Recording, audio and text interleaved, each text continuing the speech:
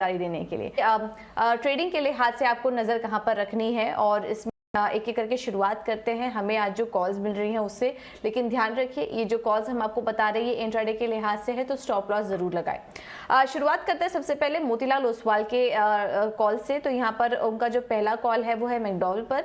यहाँ पर खरीदारी करने की राय ये सुझा रहे हैं 828 के लेवल्स के लिए, स्टॉप लॉस होगा 768 का। और जो दूसरा कॉल है वो है ITC पर। यहाँ पर भी खरीदारी करके चलिए। लास्ट वीक भी हमने देखा था कि अच्छे गेंस देखे गए थे। आज भी ये स्टॉक फोकस में रह सकता है। 298 के लेवल्स के लिए आप यहां पर खरीदारी कर सकते हैं। स्टॉप लॉस होगा 277 का।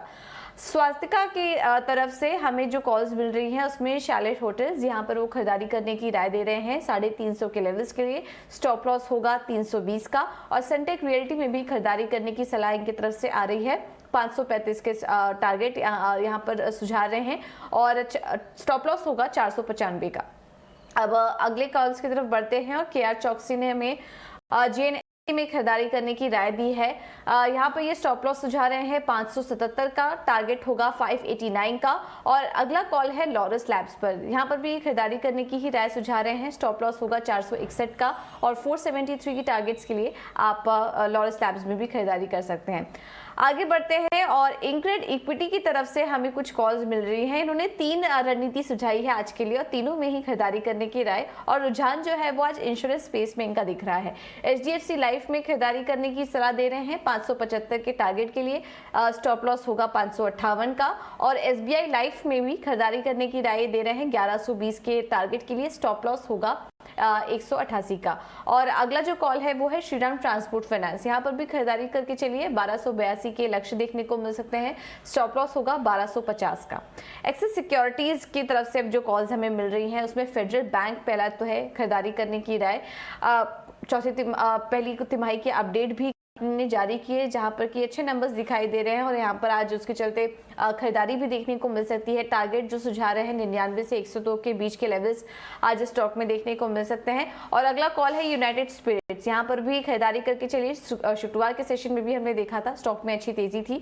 810 के लेवल्स के लिए आप खरीदारी कर सकते हैं यहाँ पर और स्टॉप लॉस होगा 774 का। तो 10 कॉल्स हमने आपको बताई और 10 की 10 आज खरीदारी की तरफ ही थी। तो रुझान जो है वो ट्रेडिंग के लिहाज से तो खरीदारी का ही नजर आ रहा है, इस पर नजर रखिए। बट मार्केट थोड़ा वॉलेटाइल भी रह सकता है, उसको भी ध्यान में रखिए और स्टॉप लॉस जरूर लगाइए। जो भी हमने आपको ट्रेडिंग की यहाँ पर मूवमेंट दिखा देते हैं। निचले स्तरों से अच्छी रिकवरी देखने को मिल रही है। निक्केई एक देखिए करीब 180 अंक ऊपर है और निचले स्तरों से SGX निफ्टी में भी सुधार देखने को मिल रहा है। तो देखना होगा कि ये कितना टिकाऊ रहता है, ये जो रिकवरी इस पर दिखाई दे रही है। लेकिन अब बात कर लेते हैं शुक्रवार के बाजार की कि किस तरह का मूवमेंट वहां पर देखने को मिला और वीकली परफॉर्मेंस कैसा था, ये सब समझ लेते हैं। और सौमित हमारे साथ जुड़ चुके हैं पूरी जानकारी लेकर। Saumit, good morning. बताइए पिछले हफ्ते बाजार में किस तरह का कारोबार रहा? करें तो मार्जिनल पॉजिटिव क्लोजिंग हमें निफ्टी में देखी, करीब 0.4% के गेंस थे और जो क्लोजिंग हुई थी वो 15,700 लेवल के ऊपर हुई थी निफ्टी की। अगर हम बात करें तो पिछले 2 हफ्तों से लगातार निफ्टी गेन किए जा रहा है और लास्ट वीक की अगर हम बात करें तो 70% जो कॉन्स्टिट्यूएंट्स है निफ्टी के वो पॉजिटिव क्लोजिंग के साथ बंद हुए थे। निफ्टी बैंक इंडेक्स की अगर हम बात करें तो उसमें हल्की सी गिरावट देखने को मिली थी 0.3% के और लेवल थी वो 33,000 के बिलो क्लोजिंग हुई थी निफ्टी बैंक इंडेक्स की। निफ्टी FMCG इंडेक्स की अगर हम बात करें तो करीब 2.7% के गेन्स थे और पिछले 2 हफ्तों से लगातार ये इंडेक्स गेन किए जा रहा है। और last week best performing sector index था Nifty FMCG index. Nifty metal index की अगर हम बात करें तो उसमें करीब 2.1% के गेन्स थे। पिछले 3 हफ्तों से इंडेक्स गिरे जा रहा था but last week positive closing के साथ बंद हुआ। निफ्टी रियल्टी इंडेक्स की अगर हम बात करें तो उसमें भी करीब 2% के आसपास के गेन्स हमें देखने को मिले और पिछले 2 हफ्तों से ये इंडेक्स भी कंटिन्यूसली गेन किए जा रहा है। और निफ्टी IT इंडेक्स की अगर हम बात करें तो सिर्फ 1% के गेन्स थे बट जो गेन्स थे वो भी पिछले 2 हफ्तों से लगातार हमें निफ्टी IT इंडेक्स में भी दिख रहे हैं।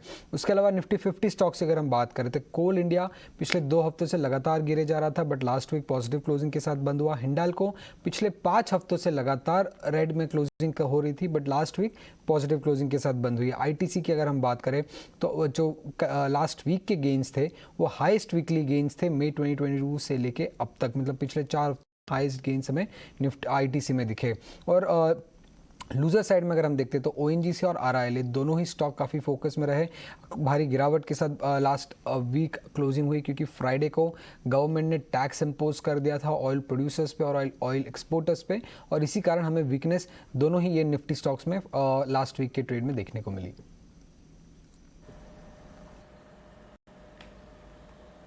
ओके तो पिछले हफ्ते का परफॉर्मर था एफएमसीजी इंडेक्स, जहां पर कि अच्छा गेन दिखा। वहीं दूसरी तरफ कंज्यूमर ड्यूरेबल और बैंक निफ्टी में नेगेटिव क्लोजिंग देखने को मिली लास्ट वीक। लेकिन सौमित, इसके अलावा ये भी बताइए कि ट्रेंडिंग शेयर्स कौन से थे और आज कौन कौन से इंपॉर्टेंट इवेंट्स हैं जहां पर की नजर रखनी चाहिए। फ्राइडे के दिन पे जो ट्रेंडिंग शेयर्स थे वो तो गवर्नमेंट नोटिफिकेशन के दम पे ही थे। मनप्पुरम और मुथूट फाइनेंस अगर हम देखें तो दोनों ही स्टॉक गेन कर रहे थे, क्योंकि गवर्नमेंट ने टैक्स इम्पोज कर दिया था गोल्ड इंपोर्ट पे। अब इससे क्या होता है कि गोल्ड के प्राइसेस बढ़ जाते हैं और इन को उसका बेनिफिट होता है, इसी कारण दोनों ही कंपनीज बस कर रहे थे फ्राइडे के ट्रेड में। फेडरल बैंक की अगर हम बात करें तो फंड रेज की अनाउंसमेंट की थी कंपनी ने, करीब 12,000 करोड़ का फंड रेज होगा, 8,000 करोड़ एनसीडी से होगा और 4,000 करोड़ इक्विटी के थ्रू होगा, और इसी दम पे हमें गेंस फेडरल बैंक में दिखे। जुबिलेंट फूड की अगर हम बात करें तो पिछले 3 दिनों से स्टॉक गिरे जा रहा था, बट फ्राइडे के ट्रेड में अच्छे खासे पॉजिटिव गेंस के साथ बंद हुई ये स्टॉक। और अगर नेगेटिव साइड में अगर हम देखते हैं तो ऑयल इंडिया और वेदांता, ये दोनों ही स्टॉक में भारी गिरावट दिखी थी हमें फ्राइडे के ट्रेड में, क्योंकि गवर्नमेंट ने एडिशनल टैक्स इम्पोज कर दिया था क्रूड ऑयल प्रोड्यूसर्स पे। तो इसके कारण जो वेदांता के एबिटा पे जो इम्पैक्ट एक्सपेक्टेड है कंसोलिडेटेड एबिटा पे, वो करीब 6 to 7% का है। और ऑयल इंडिया के ईपीएस पे अगर हम देखें तो एनालिस्ट एक्सपेक्ट करें करीब 24% का फॉल हमें ईपीएस में देखने को मिल सकता है, और इसी कारण दोनों ही स्टॉक में वीकनेस थी। उसके अलावा एमआरपीएल और चेन्नई पेट्रो की अगर हम बात करें तो गवर्नमेंट ने ऑयल और रिफाइंड प्रोडक्ट्स जो होती है उसको एक्सपोर्ट करने पे भी टैक्स लगा दिया था, और इसी कारण एमआरपीएल और चेन्नई पेट्रो में वीकनेस दिखी। हालांकि अगर हम बात करें तो चेन्नई पेट्रो की एक्सपोर्ट्स बहुत ही कम है, तो फाइनेंशियल इम्पैक्ट शायद इस पर नहीं होगा, बट फ्राइडे के ट्रेड में गिरावट ज़रूर देखने को मिले। और पराग मिल की अगर हम बात करें तो Q4 के नंबर्स कंपनी ने परसों ही अनाउंस किए थे थर्सडे के पोस्ट मार्केट में, और इसी कारण हमें वीकनेस दिखी थी। वन टाइम लॉसेस थे, करीब 700 करोड़ के लॉसेस कंपनी ने वन टाइम बुक किए थे, इसी कारण हमें वीकनेस पराग मिल्क में दिखी। अब आज के लिए कौन सी चीज़ों पर ध्यान रखना होगा, पहले तो एक स्मॉल कैप कंपनी है मॉस्टेप करके, उनकी फंड रेजिंग की मीट है जहाँ पे वो प्रेफरेंशियल इशू करने वाले हैं। उसी के साथ एजीएम के दम पे टाटा मोटर्स भी फोकस में रहेंगे, क्योंकि आज कंपनी का एनुअल जनरल मीटिंग है 3 बजे के आसपास। ओके तो ये सारी कुछ खबरें थी, ट्रेंडिंग शेयर्स थे लास्ट वीक, और आज के भी कुछ इंपॉर्टेंट इवेंट्स है जहां पर की नजर रखनी चाहिए। बहुत बहुत शुक्रिया सोमंत, सारी जानकारी देने के लिए।